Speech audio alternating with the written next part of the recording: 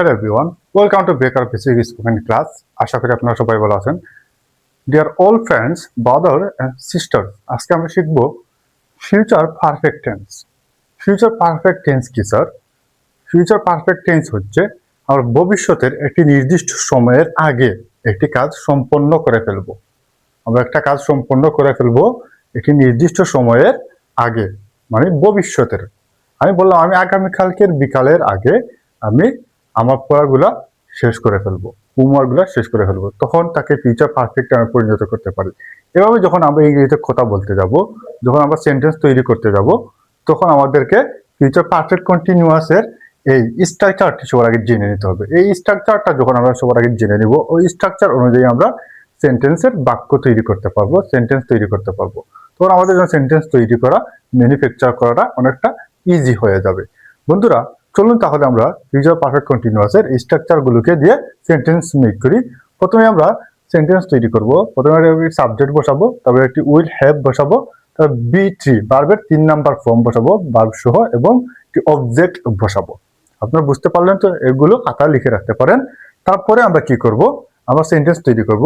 আমি বললাম যে আমি আমার কাজটি শেষ করে ফেলবো আগামীকালকের আগে। তখন আমি বলতে পারি I will have finish my homework tomorrow.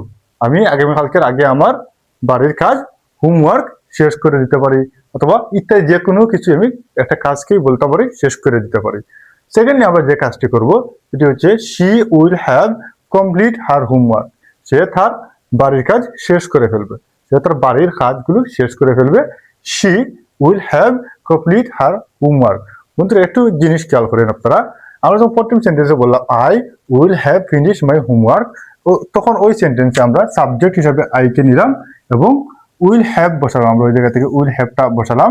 তারপরে আমরা ভার্বের 3 নাম্বার ফর্ম, ওই জায়গায় দেখুন আপনার ফিনিশ, ওই যে ভার্বের 1 নাম্বার, এবং এই ইডি লাগানো যুক্ত রয়েছে একটি ভার্বের 3 নাম্বার ফর্ম ফিনিশড।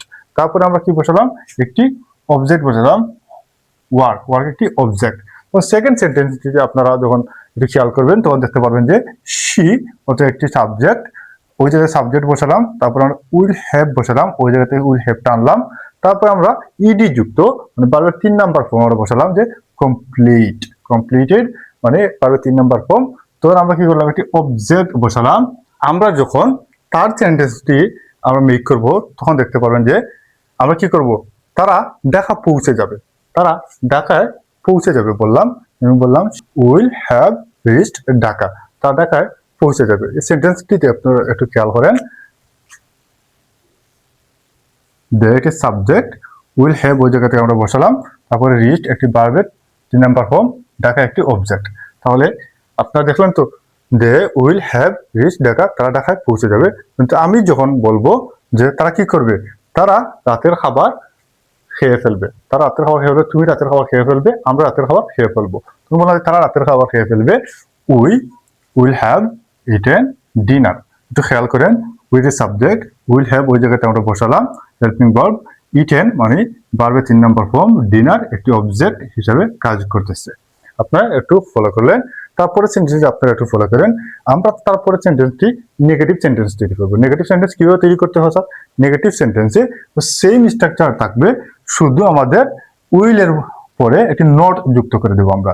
তারপর উইল এবং হ্যাভ এর মধ্যখানে একটি নট যুক্ত করে দেবো, তাহলে এটি আমাদের নেগেটিভ সেন্টেন্স হয়ে যাবে, সেম স্ট্রাকচার থাকবে।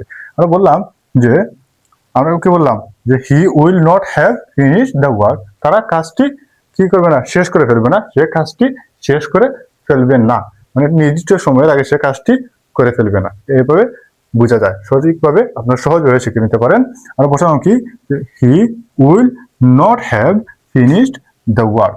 একটু ফলো করেন, ইট ইজ সাবজেক্ট, উইল বসালাম, ওই জায়গাতে আমরা উইল বললাম, ভবিষ্যতের কথা, নট হ্যাভ মানে করবে না, ফিনিশড দ্য ওয়ার্ক তারা তাদের বাড়ির কাজ করবে না, ওই জায়গা থেকে আমরা নট হ্যাভ বসালাম, ফিনিশড ভার্বের 3 নাম্বার ফর্ম বসালাম, এবং অবজেক্ট হিসেবে আমরা ওয়ার্ককে বসালাম। একটু খেয়াল করলেন। তারপরে সেন্টেন্সে আপনারা একটু খেয়াল করেন, বসালাম যে পরের সেন্টেন্স কি, আমরা ইন্টারোগেটিভ সেন্টেন্স তৈরি করবো। ইন্টারোগেটিভ সেন্টেন্সে তারা কাউকে প্রশ্ন করলাম, তুমি কি কাজটি করে ফেলবে, তুমি কি আগামীকালকে কাজটি করে ফেলবে, তারা কি আগামীকালকে কাজটি শেষ করে ফেলবে। এভাবে ইন্টারোগেটিভ আমরা প্রশ্ন কাউকে করলাম, প্রশ্ন করবো, তখন বলবো যে তুমি কি তোমার কাজটি কমপ্লিট করে ফেলবে, তুমি কি তোমার তাদের বাড়ির কাজটি শেষ করে ফেলবে, তুমি কি তোমার কাজটি শেষ করে ফেলবে। এবার বলতে পারি will you have complete the task, তুমি তোমার বাড়ির কাজটি কি শেষ করে ফেলবে, তোমার কাজটি শেষ করে ফেলবে। উইল বসালাম আমরা সবার আগে, ইন্টারোগেটিভ সেন্টেন্সে আমরা সবার আগে কি করবো, উইলটাকে সামনে এনে দেবো, মানে আমরা হেল্পিং ভার্বটাকে সবার আগে এনে দেবো। তারপরে আমরা সাবজেক্ট বসাবো ইউ, তারপরে আমরা ওই জায়গাতে হ্যাভ বসাবো, হ্যাভ, তারপর আমরা ভার্বের 3 নম্বর ফর্ম বসাবো এবং একটি অবজেক্ট বসাবো। বন্ধুরা, এভাবে আপনারা হাজার হাজার সেন্টেন্স তৈরি করতে পারেন। ইংরেজি শেখার জন্য এই চ্যানেলটি অনেক গুরুত্বপূর্ণ আপনাদের জন্য ভূমিকা পালন করবে। I strongly believe that you can learn English very easily, but if you try, আপনারা এই চ্যানেলটিকে অলওয়েজ ফলো করবেন, লাইক, কমেন্ট, শেয়ার করবেন। দেখা হবে পরের ভিডিওতে। আল্লাহ হাফিজ।